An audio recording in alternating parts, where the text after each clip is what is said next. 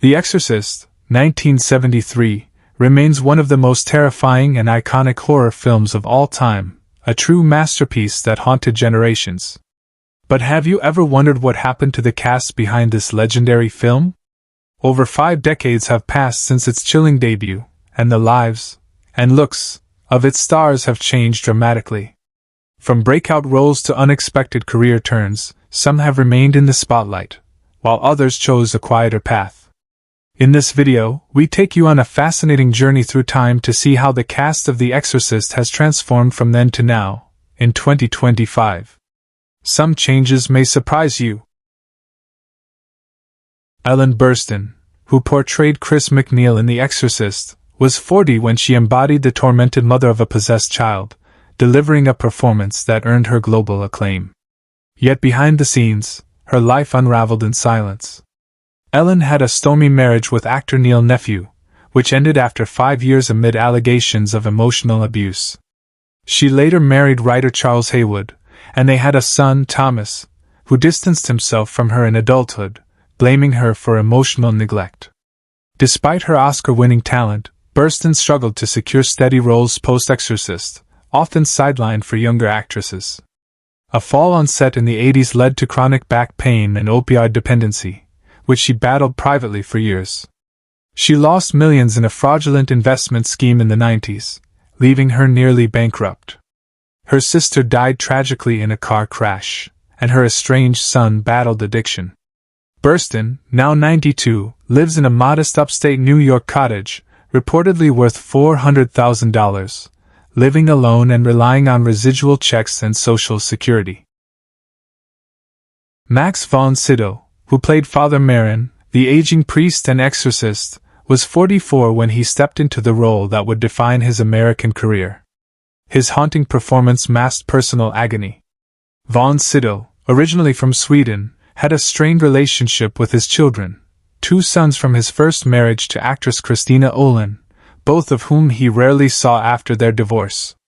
His second marriage to documentarian Catherine Breillat was marked by emotional distance and infidelity rumors, and they eventually separated in 2009. Professionally, he was typecast as a stoic or villainous figure, despite craving diverse roles. He faced severe depression in the 1980s and was hospitalized after a breakdown. His youngest son committed suicide in 2004, plunging Max into seclusion. He passed away in 2020 at age 90 from natural causes. At the time of his death, his estate was valued at approximately $1.8 million, most of which was left to a mental health charity in honor of his late son. Lee J. Cobb, who portrayed Lieutenant Kinderman, was 62 when he joined the Exorcist cast, bringing grit and compassion to the skeptical detective. Cobb had built a solid reputation in the 1950s, but his involvement with the House Un-American Activities Committee, where he named colleagues to avoid blacklisting, haunted him both professionally and personally. Married twice, he fathered 3 children, including Julie, who pursued acting. His first wife, Helen Beverly, divorced him after years of emotional distance and arguments. His second marriage to Mary Hirsch ended after she discovered his long-term affair with a studio assistant. Cobb struggled with obesity, hypertension, and chronic pain, which led to an addiction to painkillers. He faced public scorn for his testimony during the Red Scare and was often plagued by guilt. He died of a heart attack in 1976 at age 64, isolated and bitter. His estate was modest, valued at $400,000, with little left to his family due to mounting medical debt and legal issues. Kitty Wynn, who played Sharon, the loyal assistant to Chris MacNeil, was 29 when she took the role. Despite her poised presence in the film, Wynn struggled deeply with insecurity and the pressure to succeed. After winning Best Actress at Cannes in 1971, she expected a thriving career, but The Exorcist proved to be her peak. She had a brief marriage to a Broadway director, Daniel Rice, which ended within 2 years due to his emotional manipulation and rumored affairs. They had one daughter, Megan, who later sued Wynn for emotional damages stemming from a chaotic upbringing. Disillusioned, Wynn quit acting in 1983 and was briefly hospitalized for severe anxiety. She lived in obscurity, teaching part-time and relying on disability payments. Her last known residence was a one-bedroom apartment in Asheville, North Carolina, valued at $120,000. Now 81, she suffers from dementia and is under full-time care, with her net worth estimated at under $50,000. Jack McGowan, who played the brash and intoxicated director Burke Dennings, was 54 during filming. Known for his theatrical flair and biting humor, Jack was already battling health issues, particularly from a chronic respiratory infection exacerbated by years of heavy drinking and smoking. He was married to actress Aileen Nolan, but the union deteriorated due to his alcoholism and aggressive outbursts. They had one son, Finn, who became estranged in adulthood. McGowan never found lasting Hollywood fame and was often relegated to minor roles. During filming, he suffered from pneumonia and collapsed multiple times. Tragically, he died of influenza complications in 1973, shortly before the film's release, at the age of 54. His death was shrouded in eerie coincidence, fueling rumors of the Exorcist curse. His estate was minimal, with less than $100,000 in assets, and most of it was consumed by hospital bills and funeral expenses. His family reportedly received no royalties from the film's success. Jason Miller, who portrayed Father Karras, was 34 when he embodied the conflicted Jesuit priest grappling with faith and loss. His intense performance earned him acclaim, but it marked the peak of a career that quickly unraveled. A Pulitzer Prize-winning playwright before The Exorcist, Miller was never able to replicate that success in film. He married actress Linda Gleason, daughter of Jackie Gleason, and they had 3 sons, including actor Jason Patric. However, their marriage was volatile, marred by Miller's alcoholism, infidelity, and prolonged absences. Following their divorce, he drifted between minor roles and theater directing, often battling depression. He was arrested multiple times for public intoxication and faced a serious car accident in the 1980s that left him with permanent injuries. Financial instability plagued his later years, forcing him to live in a modest apartment in Scranton, Pennsylvania. He died of a heart attack in 2001 at age 62. His estate, burdened with debt, was worth less than $75,000. Linda Blair, who was just 14 when she played the possessed Reagan, gave a chilling performance that catapulted her to fame, but not peace. Now 66, Linda's early stardom was overshadowed by a series of traumatic experiences, including a notorious arrest in 1977 for drug possession. Typecast by her Exorcist role, she struggled to find serious acting work. Her relationships were short-lived and turbulent. She dated singer Rick Springfield and actor Wings Hauser, both of whom left her emotionally scarred. She never married or had children, once saying she feared passing on her trauma. Blair faced severe eating disorders and depression through her 20s, and was stalked for years by obsessed fans. Financially, she lost money in a failed wellness business and declared bankruptcy in the late 90s.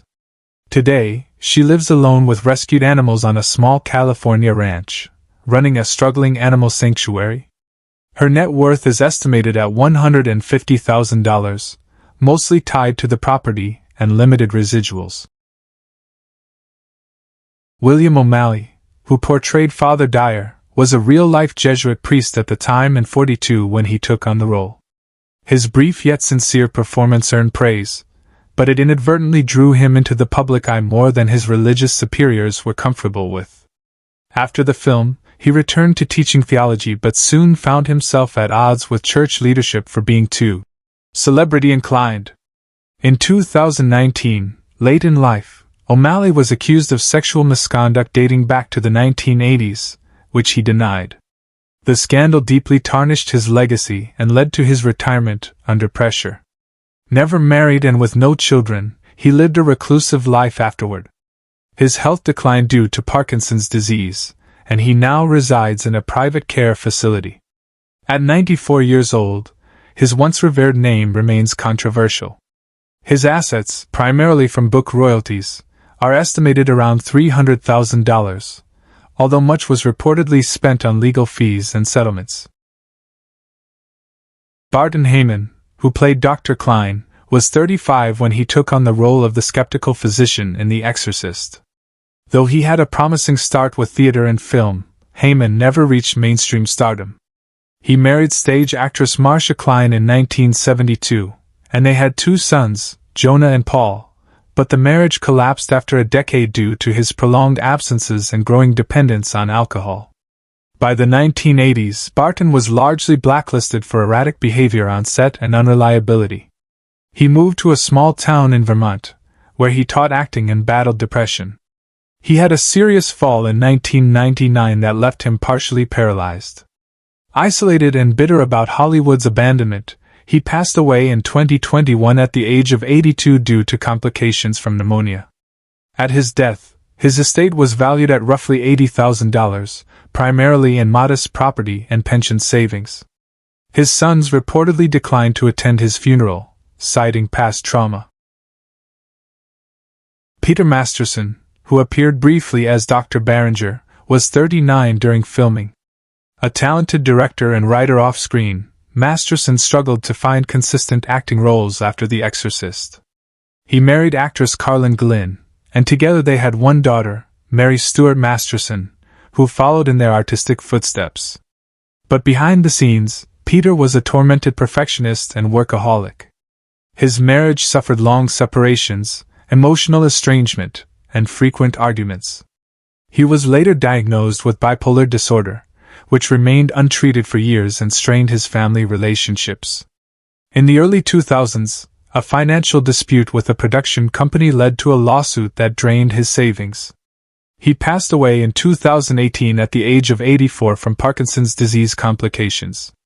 His estate, once estimated in the millions due to Broadway successes, had dwindled to under $300,000, split between his widow and daughter. Despite his artistic achievements, Masterson's final years were marked by obscurity and fading recognition. Rudolf Schundler, who portrayed the loyal houseman Karl, was 65 when he brought a quiet, haunting dignity to the role. A seasoned German actor with a long filmography dating back to the silent era, Schundler was deeply affected by the Nazi regime, having been forced into compliance during his early career. He never married and was rumored to have lost his fiancée during World War II air raids, a loss he never recovered from. After The Exorcist, his roles diminished to small European TV parts, and he lived modestly in Munich. He developed chronic respiratory illness in the early 80s and became reclusive. Although respected in the German film community, he died in near obscurity in 1988 at age 80, from complications of pneumonia. He left no will, and his estate, mostly royalties and a rent-controlled apartment, was valued at approximately $50,000. His death went largely unnoticed outside Germany, a quiet end for an actor once part of a cinematic phenomenon. Robert Simons, who had a minor but impactful role as a physician, was 42 when he appeared in The Exorcist. Known for his commanding stage presence, he had a respected theater career overshadowed by personal turmoil.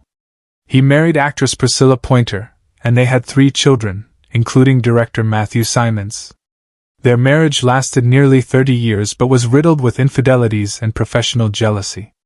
After a failed attempt to transition to directing, Simons fell into depression. By the early 2000s, he was dealing with multiple health issues, including colon cancer.